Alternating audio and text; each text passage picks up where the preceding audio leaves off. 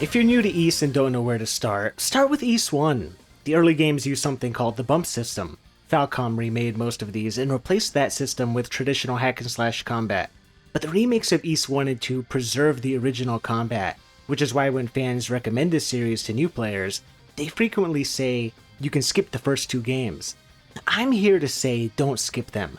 I won't lie to you and say the bump system is amazing, and more games should incorporate it. My favorite games in this series don't use it, but I do think it's a great system that serves Ys 1 and 2 very well.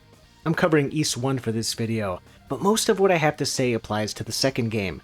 Now here's the trouble with trying to convince people to play Ys 1. No amount of praise will sway you if you're staunchly against its combat system. So it's my mission today to show you why the bump system is still worthwhile. First, what is the bump system? It's the rule that governs if you take damage when you collide with an enemy. The only way you can damage enemies is by touching them, and without this rule, combat wouldn't work. We need a method to determine how an enemy damages us because, outside of bosses, they don't have attack animations or fire projectiles. Each enemy has a small part of their hitbox that you don't want to touch. It's almost always their face. Enemies don't physically swing their sword or claw with an animation, but this action is still implied. If you touch their face, you can imagine that you're taking a hit from their sword or claw. In some platformers like the Castlevania series, touching enemies anywhere causes damage. Once again, the implication is that they're attacking you during that contact, even if the animation doesn't relay that visual information. In modern games, when an enemy swings his sword, that process is animated so you can see their active damage state. The damage source is visible so you know how to react. When they're not swinging their sword, you know that it's safe to get close. In Ys 1, because there's no visual cue to signal to the player that the enemy's damage state is active, it needs to be active at all times. The damaging part of their hitbox can't be toggled on and off at random without a visual indicator, otherwise you'd have no way of knowing when it's safe to walk into an enemy. The balance to having this ever-present damage state is to make sure that every enemy has a part of their hitbox that's safe to hit, but that presents another problem. If we know which part of the enemy is dangerous, where's the challenge? Just bump into every enemy from behind, right? But that only works if the enemies are stationary.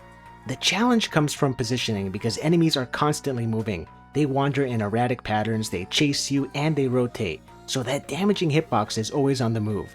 A close comparison you might be familiar with is the Mario series.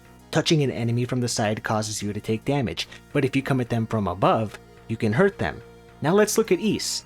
Most enemies come at you head on, so if you bump them from the front, you're going to take a hit. You want to charge off center to trap enemies into a bump loop, where you continuously deal damage while pushing them back.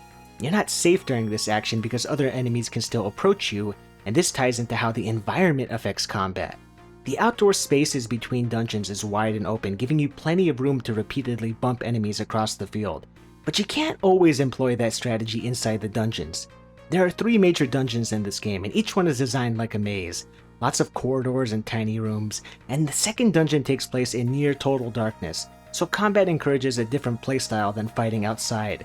You can pin an enemy against the wall and rapidly damage them, and this can be safer than bumping across a room because enemies respawn off-screen.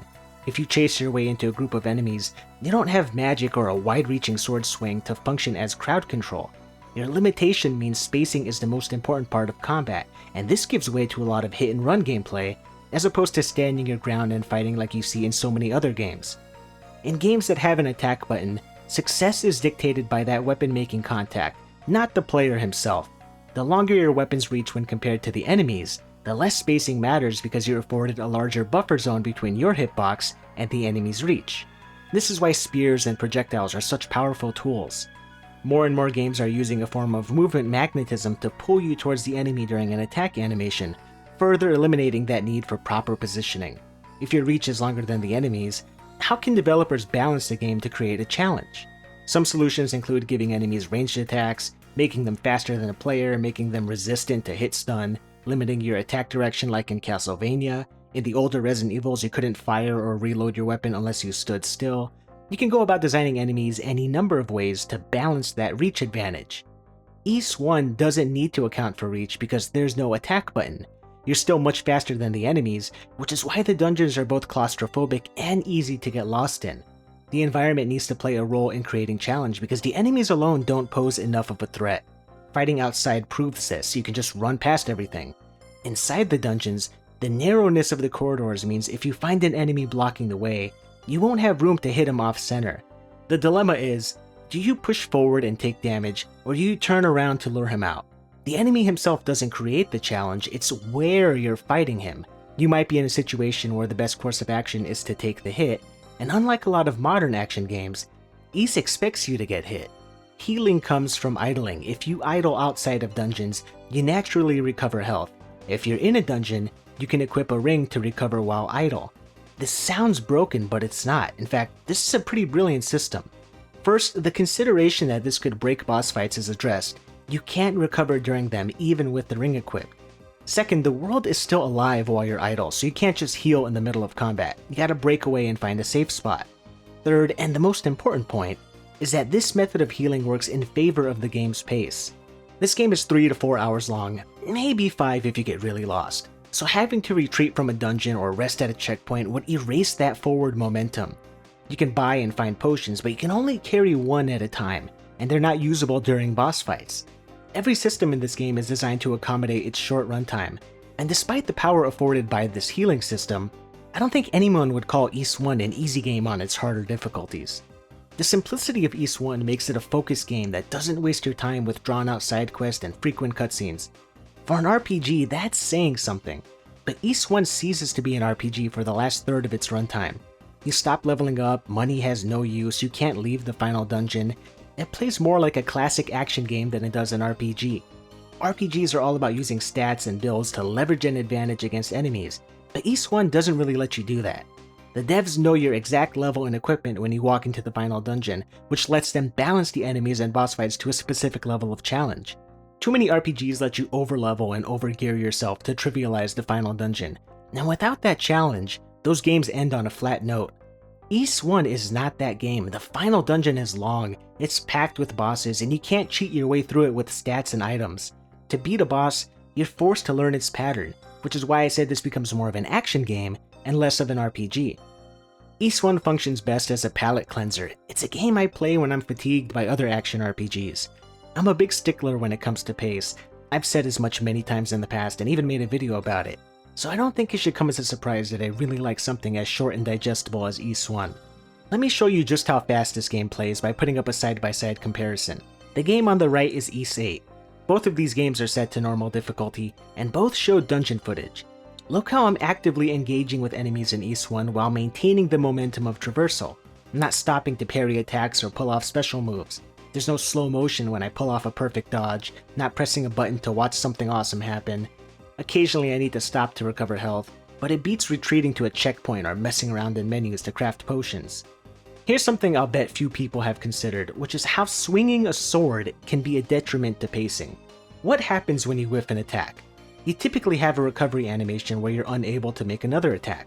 If you can't attack, you can't kill the enemy you chose to engage with, so you need to wait for the animation to finish. In games with stamina management, you also need to wait for your stamina to recover. Combat, physically pressing a button and watching its consequences, plays a huge role in a game's pace, and if you want proof, play Kingsfield 4.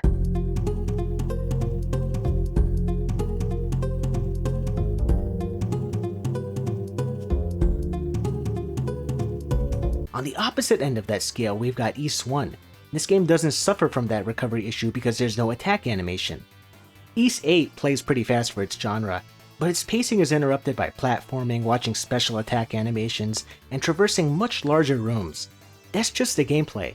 What you won't see are additional speed bumps from changing skill loadouts, managing gear for 6 different characters, and watching cutscenes. It's a more typical RPG, with all the pros and cons that entails.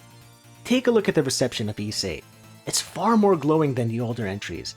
It's a common starting point for new players because it's paced and structured like a modern action RPG. That makes it accessible, despite its complexity when compared to the older games. Players look for familiarity when trying new games, which is why they'll often ask, if I play this game, will I like that one? If you haven't played at least one game with the bump system, you'll have no frame of reference. Games don't employ this combat anymore, so you might perceive it as esoteric or hard to get into. But look for yourself. Does this look intimidating? I think this is much easier to digest than the newer games. Before you get the impression that I think Ys 1 is more entertaining than its sequels or that it's this world-class action game everyone should play, let me preemptively say my favorite games come from the Napishtim era. These include hack-and-slash combat and platforming, and while they're not as fast-paced as Ys 1, what possibly could be, they've got much better dungeons and boss fights. In the interest of this being a balanced critique, I think it's fair to bring up the biggest shortcomings of the first Ys. Each boss uses precisely one attack pattern. Once you learn how to avoid it, they become a matter of exploiting that same opening over and again. Most bosses in other games use a combination of attacks at random. Sometimes they introduce new attacks as the fight progresses, and that unpredictability creates challenge. Why doesn't Ys 1 work this way? Probably because this is a faithful remake of a game from 1987, long before everyone and their mother used Dark Souls as a template for boss design. Let's look at the circumstances that existed during the creation of this remake. The intent was to preserve the bump system and remain faithful to the original. If players expect old school design in one aspect, should they not expect old school design in others as well?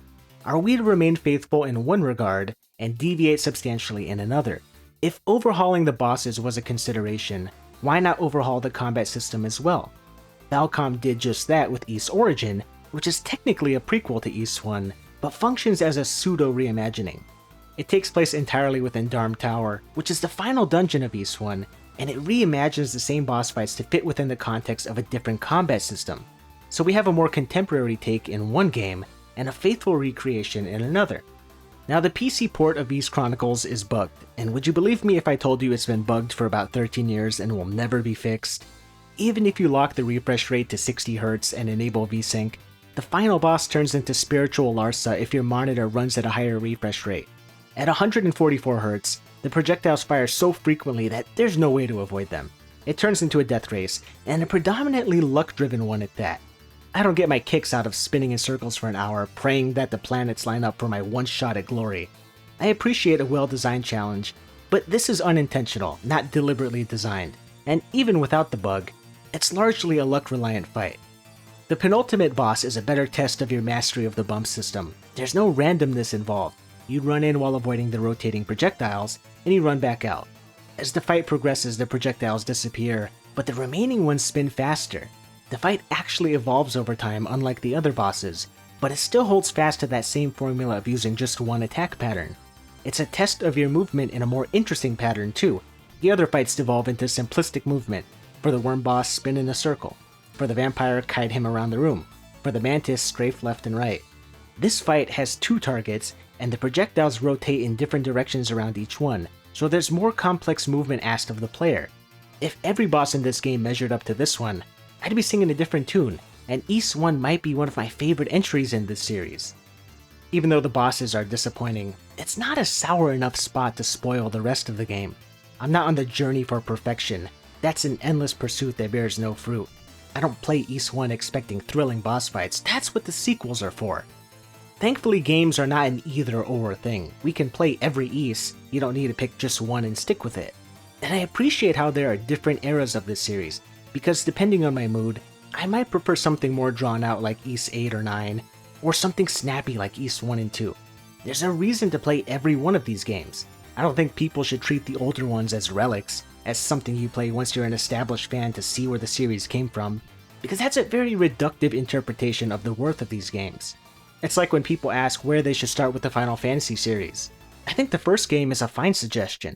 It may not represent the best of what the series has to offer, but it has all the elements that comprise the essence of what Final Fantasy is, creating a team of ragtag heroes, gaining skills through progression, and exploring a world. That's what Final Fantasy is, not seeing chocobos and moogles or summoning Ifrit. I know people are often intimidated by older games.